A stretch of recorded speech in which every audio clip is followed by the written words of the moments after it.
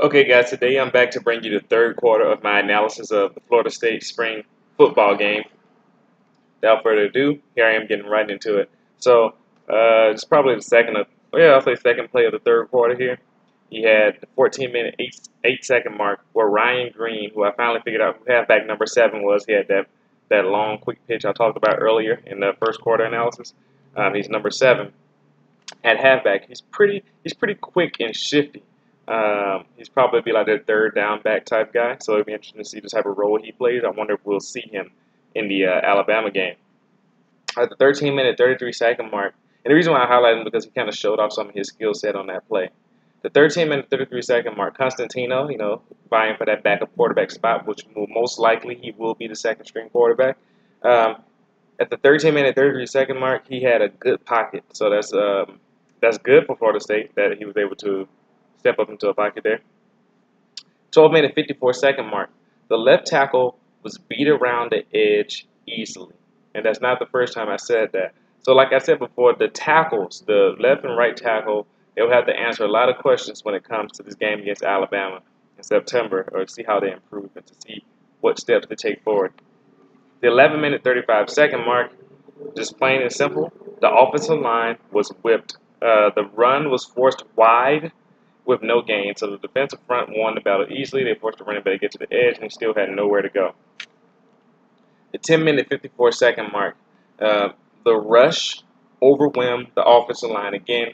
And to be fair, this is the offensive line as with Constantino, but like I said, this is not necessarily a second-team offensive line because the captains chose the players. So both teams probably had some starters and some backups, so it's hard to say who was starting on this offensive line and who was not, but they were overwhelmed by the rush.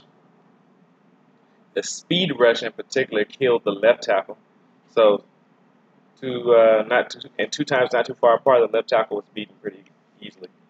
10-minute, 13-second mark. The offensive line was whipped again on a shotgun inside handoff. So it's, like I said, there's another time added on to the counter already of the shotgun handoffs for run plays. 9-minute, 26-second mark. Some nice blocks on an inside run. I think Francois and was it Cook?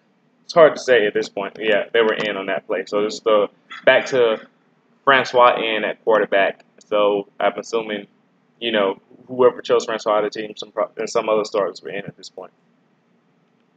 At the 8-minute, 56-second mark, it's a good run. Oh yeah, it wasn't Cook, it was Cam Akers. So Francois and Cam were in. The 8-minute, 56-second mark, it was a good run because Dalvin Cook's gone now that I think about it. So I'm glad I caught that, yeah. Not Cook. I was thinking about Dalvin Cook, but it was Cam Akers, the true freshman. So Francois and Cam Akers are in the game at this point. So yeah, at the 8-minute, 56-second mark, he had a good run by Cam Akers as he displayed good vision on, or at least some vision on the cutback he made. But unfortunately, he fumbled the ball trying to break a tackle. So he was trying to do a little bit too much on this play. He showed off his vision, showed how he can get to pick the right spots, but unfortunately, in trying to continue to further the play, to advance it, he fumbled the ball. This is a freshman mistake. You'll learn to cover up the ball or to go down when you got a lot of guys stripping for the ball at you. So that's something that he'll learn from, of course. Let's see, at the 8-minute, 5-second mark, it's a nice pocket for Francois, so he had time to throw, but he had to check down. The secondary aided up that pass play like they had been doing a couple times throughout this game when they were challenged. 7-minute, 25-second mark. Two tight end set once again, and it was another good run by Cam Akers, actually. I noticed here that, he has his speed, he has good vision, and he can burst, so he has good acceleration. So definitely, like I said earlier, I can definitely see why Nick Saban wanted the guy. At the 6-minute, 5-second mark, it's a play-action pass for Francois. He faked to the running back and step up the pass. He sees the open field in front of him, though. And so instead of attempting to pass down into coverage, he just takes off and runs. So there's good pocket awareness by him, good decision-making, and he got a nice little gain out of it. The 4-minute, 40-second mark, Cam Akers shows his speed as he is able to get around the edge. So that if you want to see Cam Akers' idea of how fast he is, go look at that play there at the 4-minute, 40-second mark. At the 3-minute, 35-second mark, it was a nice pocket for Francois again. So they're starting to kind of whip around a little bit. and he unloads a high and outside pass to the left pylon. And it was a pretty good throw by Francois, I'll be honest there. But the coverage by number 37, who was playing excellent all game long, was really good on Phillips. Francois was trying to get the ball to Phillips, but he put the ball in the right place. Phillips had a really good. Phillips was covered up really well, is what I was trying to say. The 2-minute 50-second mark here. Actually, I'm not sure if he scored a touchdown there or not, but I did note that the coverage was filled by number 37, who may not even be a starting cornerback, actually, because, when Tavares McFadden comes back, who knows how they're going to shift the secondary around and whether or not they'll have Derwin James at corner or safety or whatnot. So we'll see. 2-minute 50-second mark, Derwin James comes in on a blitz, and he gets through immediately. Left tackle, number 74, I finally got a number there, was destroyed on that play. So, like I said, those tackles, they got something to answer for when the time for the season comes.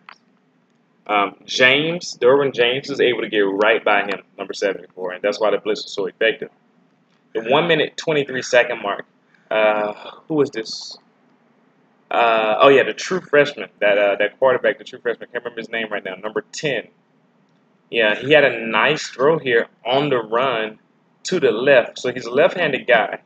So he was rolling out, and he threw the pass to the left from his left hand, and that's a good example of how your handedness can determine the effectiveness of the throw that you make.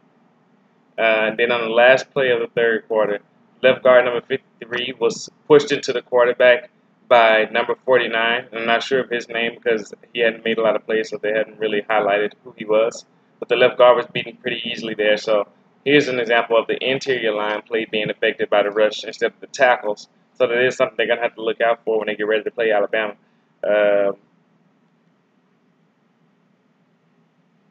But yeah, that's it for the third quarter analysis. The next video will give you the fourth quarter analysis, and then I'll see where I go from there. But thanks for paying attention. I'll see you next time.